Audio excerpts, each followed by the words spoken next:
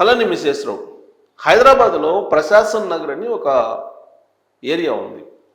ఆ ఏరియాలో ఎక్కువగా ఐఏఎస్లు, ఐపీఎస్లు, అలాగే బాగా డబ్బున్నటువంటి వాళ్ళు విలాసవంతమైనటువంటి భవంతులు నిర్మించుకొని ఉంటారు. వాళ్ళందరినీ మనం అవినీతి పరుల జాబితాలో కట్టలేం, కానీ ఎక్కువ మంది అయితే మాత్రం ఖచ్చితంగా అవినీతి పరులైనటువంటి జాబితాలో ఉంటారు అని మాత్రం చెప్పగలం.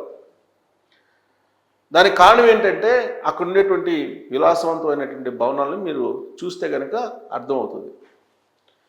ఒక రిటైర్డ్ ఐఏఎస్ అధికారి ఆంధ్రప్రదేశ్లో దాదాపు 3.5 లక్షల ఎకరాలకు సంబంధించినటువంటి భూముల గల్లంతుకి కారణమైనటువంటి అతను అనేటువంటి ఆరోపణ కూడా ఉంది అతని మీద. సరే, అతను కొన్ని వందల ఎకరాలు రాయించుకున్నాడు, మిగతా వాళ్ళకి కొన్ని వందల ఎకరాలు రాయించేశాడు. ఆ తర్వాత ఆయన రిటైర్డ్ అయిపోయారు. హైదరాబాద్లో దాదాపుగా 100 కోట్లకు పైగా విలువైనటువంటి విలాసవంతమైనటువంటి ఇల్లు కట్టుకున్నాడట. ఇది సోషల్ మీడియాలో వస్తూ ఉంది న్యూస్ గత కొన్ని రోజుల నుంచి. అంతేకాదు, ఆ ఇంటిని మీరు శుభ్రం చేయడానికి కొంతమంది వర్కర్స్ని పెట్టుకున్నారు. జనరల్గా వర్కర్స్ ఏం చేస్తారు, ఇంటిని శుభ్రం చేసేటప్పుడు ఈ కొన్ని రకాల పరికరాలను వాడుతూ ఉంటారు క్లీన్ చేయడానికి. కానీ ఆ ఇంట్లో పరికరాలను వాడటానికి లేదు, అలాగే క్లాత్ వాడటానికి లేదు. కింద కేవలం ఈ చేత్తోటే క్లీన్ చేయాలంట ఫ్లోర్ని. అది ఆయన పెట్టినటువంటి నిబంధన అంట. అంటే ఎంత డిక్టేటర్షిప్ చూడండి అతనికి. అధికారి రిటైర్ అయ్యి ఇప్పుడు ఉన్నాడు. అంటే ఎగ్జాంపుల్ చెప్తున్నా అతని వాళ్ళకు. ఇలాంటి వాళ్ళు ఇంచుమించు అక్కడ చాలామంది ఉంటారు. ఇదంతా నేను ఎందుకు చెప్తున్నానంటే, తెలంగాణ ఏసీబీ ఇప్పటి వరకు తిమింగలాల్ని, చేపల్ని పట్టుకుంది గత 4-5 నెలల నుంచి. ప్రతి వారానికి 2-3 తిమింగలాల్లో చేపలు దొరుకుతున్నాయి. ఇప్పుడు అనకొండల మీద కాన్సన్ట్రేషన్ చేసింది ఏసీబీ. ఈ అనకొండలు అంటే తిమింగలాల్ని మించిపోయి, అంటే ఇప్పటి వరకు మనకు ఏసీబీ రైడ్ చేస్తే ఒక్కొక్కరి దగ్గర కనీసం 200 కోట్లు దొరికాయి. ఇప్పుడు అనకొండలు జాబితాని ట్రేస్ అవుట్ చేస్తున్నారు. ఈ అనకొండలను పట్టుకుంటే ఎన్ని కోట్లు ఉంటాయి, ఎన్ని వందల కోట్లు ఉంటాయో తెలియదు. ఈ అనకొండలు ఎక్కువగా ప్రశాసన్ నగర్లో ఉన్నాయి అనేది సమాచారం. అంతేకాదు, క్లియర్గా గత ఏడాది కాలంగా రిజిస్ట్రేషన్ అయినటువంటి ప్రాపర్టీస్ ఏవి ఉన్నాయి, ఈ రిజిస్ట్రేషన్ అయిన ప్రాపర్టీస్లో 10 కోట్లకు పైగా ఖరీదైనటువంటి ఆస్తుల్ని ఎవరు కొన్నారు అనేది కూడా లిస్ట్ అవుట్ చేశారు. ఈ లిస్ట్ అవుట్ చేసి దీంట్లో ఎవరెవరు ఉన్నారు, ఒకవేళ బినామీ అయితే ఈ బినామీకి ఎవరు పెట్టుబడి పెట్టింది అనేటువంటి ఒక స్టడీ చేస్తున్నారు. స్టడీ చేసిన తర్వాత ఏసీబీ రైడ్ చేయబోతుంది. ఇప్పటి వరకు ఒక ఎత్తు తెలంగాణ ఏసీబీది, ఇక నుంచి ఇంకొక ఎత్తు అని చెప్పి చెప్తున్నారు. మరి ఇంత పవర్ఫుల్గా ఏసీబీ ఎలా తయారైంది, ఎందుకు తయారైంది అని అంటే, తెలంగాణ ముఖ్యమంత్రి రేవంత్ రెడ్డి గారు ఇచ్చినటువంటి స్వేచ్ఛ. ఆ డిపార్ట్మెంట్కి నిజాయితీ పరురాలైనటువంటి చార్ సిన్హా గారిని డీజీగా నియమించారు. సరిగ్గా సరైనటువంటి ప్లేస్లో సరైనటువంటి అధికారిని నియమిస్తే కనుక ప్రభుత్వం ఆల్మోస్ట్ వాళ్ళ టార్గెట్ని రీచ్ అయినట్టే. యంత్రాంగం కనుక కరెక్ట్గా పనిచేస్తే వచ్చేటువంటి పేరు ప్రభుత్వానికే. అది మంచి పేరు కానీ చెడ్డ పేరు కానీ. యంత్రాంగం బాగా పనిచేయకపోతే చెడ్డ పేరు వస్తుంది, బాగా పనిచేస్తే మంచి పేరు వస్తుంది. మంచి పేరు రావాలంటే సరైనటువంటి ప్లేస్లో సరైనటువంటి ఆఫీసర్స్ని అపాయింట్ చేయాలి. అదే పాలనకు దక్షత.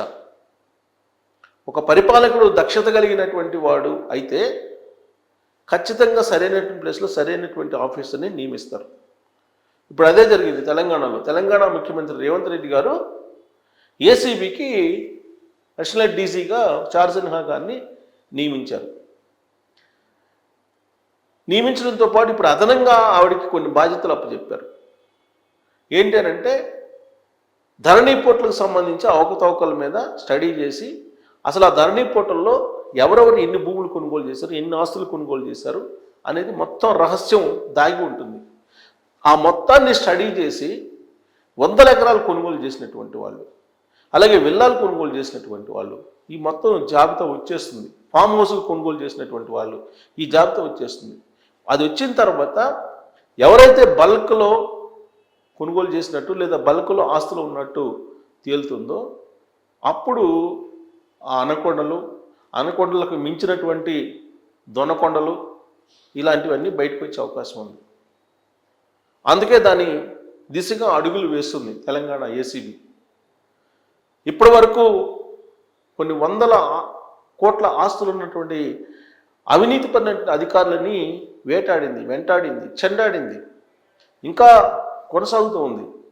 అట్ ద సేమ్ టైం మరొక లెవెల్కి తీసుకెళ్ళడానికి ఇప్పుడు హైదరాబాద్లో ఉండేటువంటి అవినీతిపరులైనటువంటి అధికారులు అనేక మంది ఉన్నారు.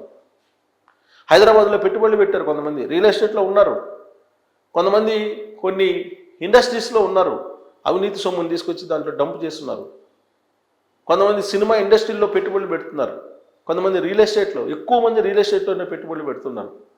అందుకే వాళ్ళందరినీ ట్రేస్ అవుట్ చేసి చార్సిన్హా గారు రాబోయేటువంటి రోజుల్లో ప్రశాసన్ నగర్ మీద కాన్సన్ట్రేషన్ చేసే అవకాశం ఉందని చెప్పి ఇప్పుడు సర్వత్రా వినిపిస్తూ ఉంది. అదే జరిగితే ఇప్పటి వరకు 100 కోట్లు చూసాం, 1000 కోట్లు రాబోయే రోజుల్లో చూడబోతున్నాం. ఎందుకంటే ఇప్పటి వరకు ఏసీబీ ట్రాప్ అయినటువంటి వాళ్ళు ఓన్లీ డిఈ స్థాయి అధికారులు, ఈఈ స్థాయి అధికారులు వీళ్ళే ఉన్నారు.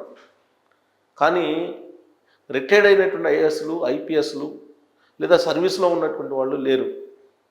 వాళ్ళ మీద కనుక రైడ్ చేస్తే, కొంతమంది మీద ఐడెంటిఫై చేసి ఎవరెవరైతే బాగా ఆస్తులు కూడబెట్టారో వాళ్ళ మీద కనుక కాన్సన్ట్రేషన్ చేసి రైడ్స్ చేస్తే 1000 కోట్లు బయటపడే అవకాశం ఉంది. నేను ఇందాక ఒక రిటైర్డ్ ఐఏఎస్ అధికారికి సంబంధించినటువంటి ఎపిసోడ్ చెప్పాను. వాళ్ళ ఎలా ఉంటుంది, వాళ్ళ లైఫ్ స్టైల్, లేదంటే వాళ్ళ విలాసవంతమైన భవంతులు ఎలా ఉంటాయి, దానికి సంబంధించిన హౌస్ కీపింగ్ ఎలా చేపిస్తారు అనేది నేను మీకు ఎక్స్ప్లెయిన్ చేశాను, ఒక అతని గురించి మాత్రమే. అలాంటి వాళ్ళు చాలామంది ఉన్నారు. అటు ఆంధ్రప్రదేశ్లో పనిచేసినటువంటి వాళ్ళు కానీ, లేదా తెలంగాణలో పనిచేసినటువంటి వాళ్ళు కానీ. ఆంధ్రప్రదేశ్లో పనిచేస్తున్నటువంటి అనేక మంది అధికారులు తెలంగాణలోనే స్టే చేస్తున్నారు, పెట్టుబడులు కూడా ఇక్కడే పెడుతున్నారు, అవినీతి సంపాదన పోగు చేస్తున్నారు ఆంధ్రప్రదేశ్లో, దాన్ని తీసుకొచ్చి హైదరాబాద్లో డంప్ చేస్తున్నారు. ఇలాంటి వాళ్ళ జాబితాను కూడా తీసుకొని రాబోయేటువంటి రోజుల్లో తెలంగాణ ఏసీబీ కొరడా కాదు, కత్తి తీసుకొని రాబోయే రోజుల్లో ఎవరైతే ఈ అనకొండలు ఉన్నారో ఆ అనకొండల్ని వెంటాడి ముక్కలు చేసి ఈ సమాజానికి పట్టినటువంటి చీడని తొలగించబోతుంది అనేది వినిపిస్తుంది. మరి ప్రజలు లేదా తెలంగాణ సమాజం ఏదైతే హోప్స్ పెట్టుకున్నారో తెలంగాణ ఏసీబీ మీద, అది నెరవేర్చబోతుందా అనే దాని మీద మీరు కామెంట్ చేయొచ్చు. Thank you.